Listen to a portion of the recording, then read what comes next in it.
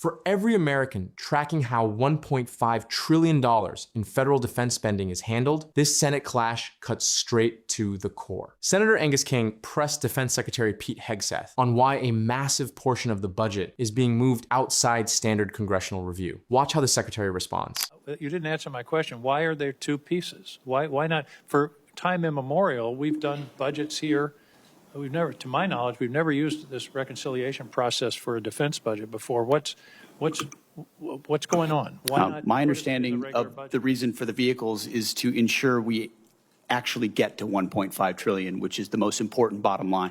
The most important bottom line is that top line of 1.5. Keep watching as the discussion turns to critical spending numbers and delayed foreign funding. Tracking these committee proceedings matters to all of us. Here's the testimony from the beginning. The first is the way the budget's been constructed. Ever since I've been here until last year, we've had bipartisan budgets and bipartisan National Defense Authorization Acts, and passed by majorities. I voted for all of them.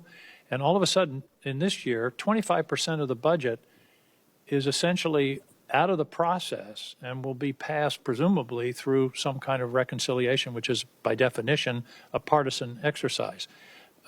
Mr. Secretary, why not all those items, housing or Golden Dome, whatever, why aren't they in the regular budget? Why do we suddenly have a two-part budget where this committee and the Congress generally has oversight and input to a process where a quarter of the budget is essentially a slush fund?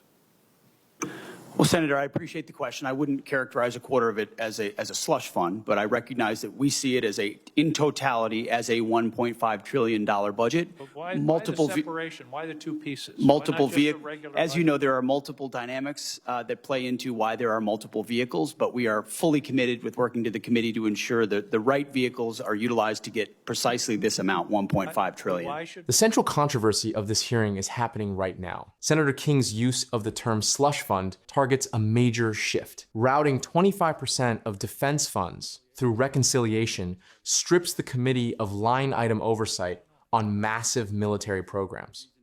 Secretary Hegseth defended the strategy, arguing that hitting the $1.5 trillion top line justifies the vehicle used.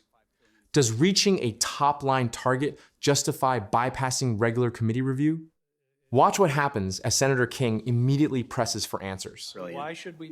You didn't answer my question. Why are there two pieces? Why not? For time immemorial, we've done budgets here.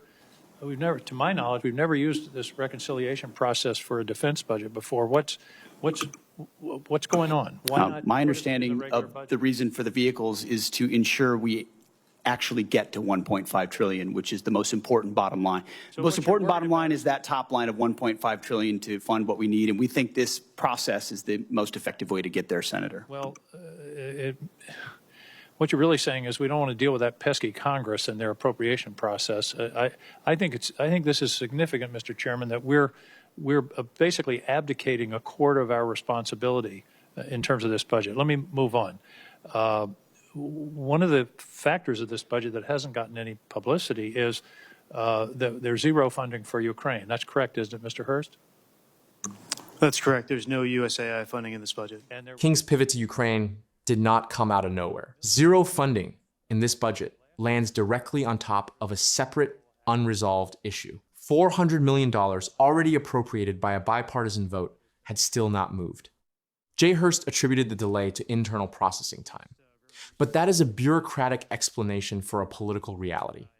The Ukraine Security Assistance Initiative, or USAI, was designed specifically to move fast without standard bureaucratic drag, citing department flow runs against the entire purpose of the program. Before we continue to the next clip, let us know in the comments what actually stopped that money from moving for months.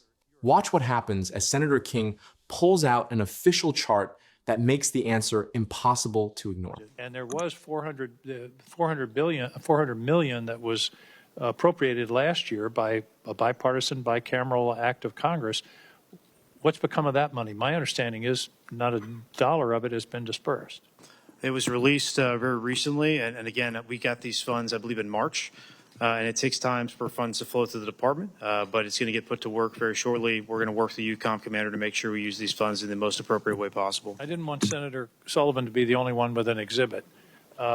This indicates what's happened to our support for Ukraine over a period of years. The orange bars are U.S. support. The blue bars are Europe. As you see, Europe is 99% in the year 2026. Same thing with humanitarian and other aid to Ukraine. And yet this is, I believe, an existential struggle for the future of democracy, where we had an aggressive country invade a neighboring country without any justification whatsoever. And by the way, that invading country is the major winner so far of the war in Iran. They've gotten, the estimates are $40 to $80 billion of additional revenues from oil and the relief of sanctions as a result of the war in Iran. Secretary Hegseth, why are we abandoning Ukraine? Senator, if you would hold that chart back up, yep. I think that's a beautiful chart. I think that's exactly what we want. We want Europe stepping up and funding and shouldering the burden. They are rich countries worth $20 trillion versus an economy of $2 trillion. Europe can step up, Europe can fund it, and they have through our Pearl Initiative and through our European Command. That's exactly what the American people want to see. Hegseth calling the chart beautiful captures the central divide of this hearing. Both men were looking at the exact same data. American support dropping to near zero, while European aid surged to 99%. King saw retreat. Hegseth saw strategy and explicit policy designed to make wealthy European allies shoulder the burden. But King also pointed to a critical financial reality: Russia pulling in an estimated $40 to $80 billion in additional oil revenues. Before we continue to the next clip, let us know in the comments, should European allies carry the entire financial load, or does stepping back risk American leverage? Watch what happens as Secretary Hegseth lays out the administration's core policy. Is other countries stepping up and funding that? If it's that important to Europe, which I understand why it is, and the incursion of Russia and the bravery of the Ukrainians, then European countries should pay for it, and that's exactly what that chart says, and that's the administration policy. So we don't have any interest in what happens in Ukraine. Is that what you're saying? It's only the Europeans? I'm saying the threat is far closer to rich and capable countries in Europe, and they should step up to lead the charge. And that's why that chart is a good thing to see. They have stepped up, but I think the American people should understand that we've stepped back. In fact, stepped back to the point of abandoning. This is a war that never would have happened under President Trump, and he supports ending it through a deal, and he's pursued that. With that direct statement on the official record, Senator King highlighted the central dilemma of this entire budget hearing. Secretary Hegseth justified zeroing out foreign aid by pointing to an anticipated diplomatic settlement, yet constructing a national defense budget around an outcome that does not exist creates immediate strategic uncertainty. This is not simply a theoretical debate over foreign policy. It cuts straight to how $1.5 trillion of hard-earned taxpayer money is authorized and managed. When a quarter of the defense budget is routed outside the regular appropriations process, the American public loses the line item oversight and committee review designed to protect federal funds. In an economy carrying massive national debt, every dollar spent without rigorous congressional scrutiny affects federal priorities and places additional pressure on the domestic programs millions of older Americans rely upon. While Hegseth argued that European nations must carry the primary financial load, King's questioning exposed an undeniable gap. Foreign adversaries continue to generate tens of billions in energy revenue, while $400 million in aid, approved by a bipartisan Congress, sat completely undispersed for months. When major defense policies rest on unfulfilled predictions rather than facts, taxpayers are left to absorb the risk. Let's go back to Hegseth's core argument, because it deserves more pressure than it got in the time King had left. His position was essentially this: Europe is richer than people think. The threat is geographically closer to Europe than to America, and therefore Europe should carry the financial load. On the surface, that is not an unreasonable argument in isolation. European GDP significantly exceeds Russia's, with Germany, France, and the UK collectively holding economic resources that far outpace what Moscow can sustain over the long run. And yes, A war on the European continent is more immediately dangerous to Europeans than to Americans sitting 3,000 miles away. However, that argument overlooks a key institutional commitment that went unaddressed in the exchange. American interest in Ukraine is not purely geographic, it is institutional. The United States helped write and sign the 1994 Budapest Memorandum, an agreement in which Ukraine gave up the nuclear weapons it had inherited from the Soviet collapse, the third largest nuclear arsenal in the world at the time, in exchange for security assurances from the United States, the United Kingdom, and Russia. That agreement did not obligate military intervention, but it did represent a formal American commitment to Ukraine's sovereignty and territorial integrity. When Russia invaded in 2022, that memorandum became a document every American ally with a security guarantee from Washington started reading very carefully. This is the dimension that never made it into the exchange on camera, but it is the one with the longest reach. Countries like Japan, South Korea, Taiwan, and the NATO members in Eastern Europe are all watching what American commitment looks like in practice. When direct American financial support drops to zero, global partners are reassessing the reliability of American security commitments, a strategic shift that foreign defense planners are actively weighing right now. There is also something worth noting about how the exchange ended. King mentioned DTOs, meaning drug trafficking organizations, and said he would take that up later. It was a passing reference, but it signals that the hearing covered far more than made it into this exchange.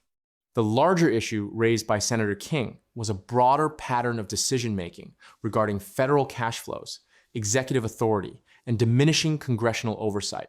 Secretary Hegseth's consistent focus on the $1.5 trillion top line served as a central defense of the administration's plan. Focusing on the total funding figure redirects attention away from the process used to reach it, even though that legislative mechanism determines how much input Congress and the public maintain over where those $1.5 trillion actually go. A dollar authorized through reconciliation and a dollar authorized through the regular appropriations process are not the same dollar in terms of democratic accountability, even if they buy the same jet or missile system. King's reference to a pesky Congress underscored a serious constitutional point. The power of the purse is one of the few levers Congress has over the executive branch. When a quarter of the defense budget bypasses regular amendments and bipartisan debate, congressional leverage diminishes. Over time, these procedural exceptions risk becoming the standard baseline for future administrations. Beyond the immediate debate over procedure lies the cumulative weight of what this hearing revealed. A two-part budget with reduced oversight, 100% American withdrawal from Ukraine funding, $400 million in appropriated dollars that sat unmoved for months, a war that is still ongoing despite the prediction that a deal would end it. And a Russia that, according to King's figures, has pulled in somewhere between $40 and $80 billion in additional revenue from oil, while Western support fragments. Taken together, these decisions establish a significant long-term trajectory for federal defense spending and international commitments. Ultimately, the issue centers on whether current budget mechanisms provide the American public with sufficient transparency and oversight over how federal resources are committed. The constitutional questions raised in this hearing extend far beyond a single committee session. When a quarter of the nation's defense funding bypasses standard legislative scrutiny, it sets a lasting precedent for how future administrations handle the public purse. Whether these expedited methods become the new standard or face renewed pushback from lawmakers will define congressional oversight for years to come. We want to hear from you.